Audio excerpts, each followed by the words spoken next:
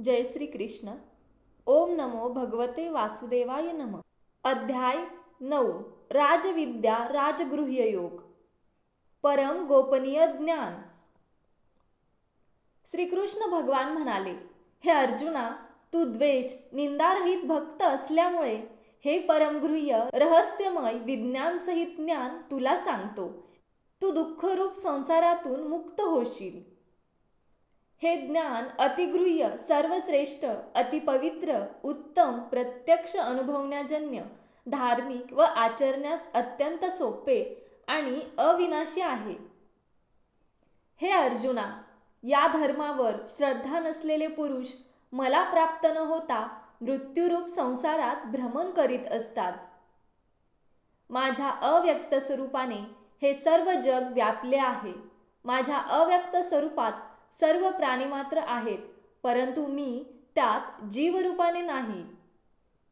हे माझ्या विरुद्ध धर्माचे ऐश्वर्य पहा. भूते उत्पन्न करणारा आणि भूतांचे पोषण करणारा असून मी त्यांच्यात लिंपित होत नाही व माझ्या अव्यक्त स्वरूपाचा आनंद त्यांना मिळत नाही. ज्याप्रमाणे सर्वत्र संचार करणारा महान वायू नेहमी आकाशाच्या ठायी असतो, त्याप्रमाणे सर्व प्राणी मात्र माझ्या ठिकाणी स्थित असतात असे समजतात. हे अर्जुना, महासंहार काळी सर्व जीव माझ्या अव्यक्त प्रकृतीत माया स्वरूपी जातात आणि मी रचनेकाळी पुन्हा सृष्टीमध्ये आणतो.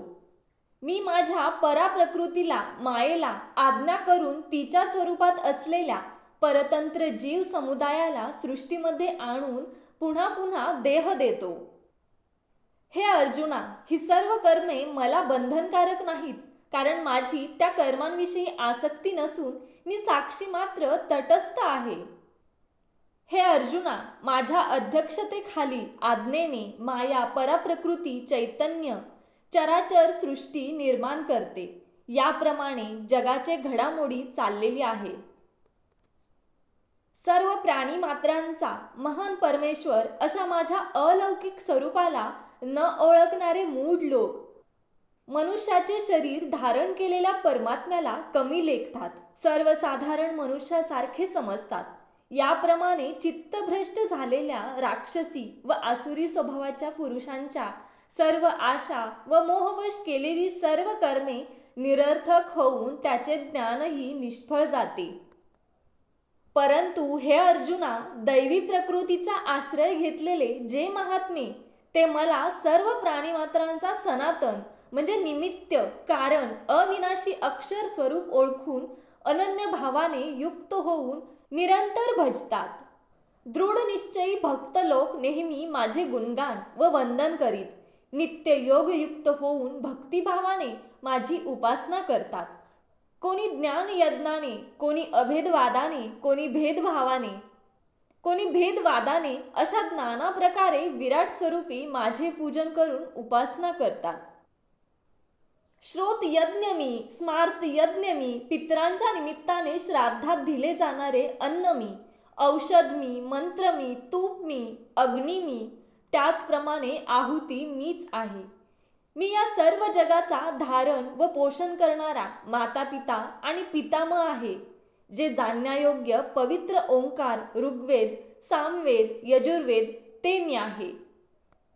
मी पोषण करता, उत्पादक, संहारक, हितचिंतक, रक्षक, साक्षी, आश्रयस्थान, निदान, अविनाशी, मूळ कारण, मोक्षदाता परमेश्वर आहे.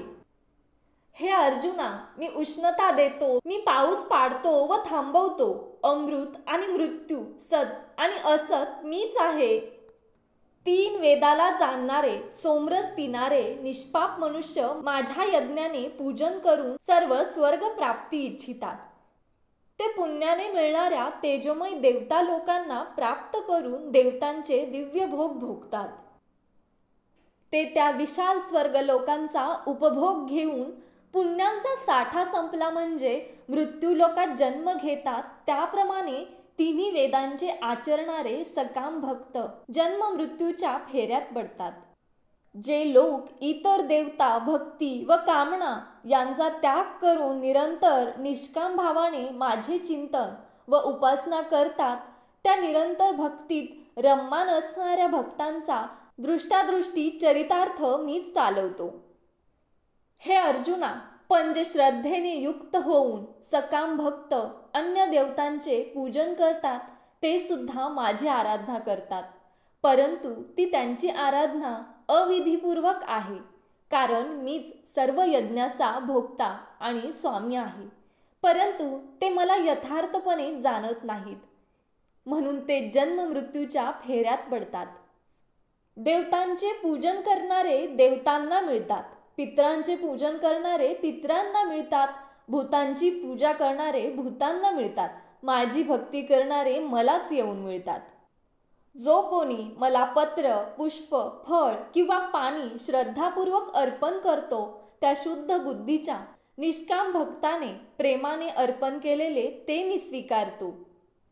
हे अर्जुना, जे काही करतोस, जे काही खातोस, जे काही हवन करतोस, दान देतोस, तप करतोस, ते सर्व मला अर्पण कर. या प्रकारे संन्यास योगाने आत्म्याला शुद्ध करता शुभाशुभ कर्मफलाच्या बंधनापासून मुक्त होऊन मला प्राप्त होशील. मी सर्व प्राणीमात्रांच्या ठिकाणी सारख्याच भावाने व्यापक आहे. मला कोण प्रिय अथवा अप्रिय नाही, परंतु जे भक्त माझी श्रद्धापूर्वक प्रेमाने आराधना करतात, ते माझ्या व मी त्यांच्या ठिकाणी असतो. अत्यंत दुराचारी मनुष्य असताना देखील पश्चाताप करून अनन्य भक्तीने माझी उपासना करतो, तो साधूच समजावा, कारण तो सन्मार्गी प्रवृत्त झाला.